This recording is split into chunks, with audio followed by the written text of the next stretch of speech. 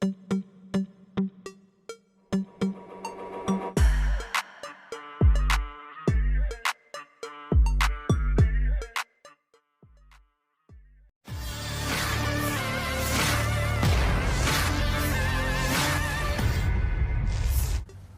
Wafir Rusia terus membersihkan ruang galian angkatan bersenjata Ukraina di sekitar wilayah Rabotino Verbovoye.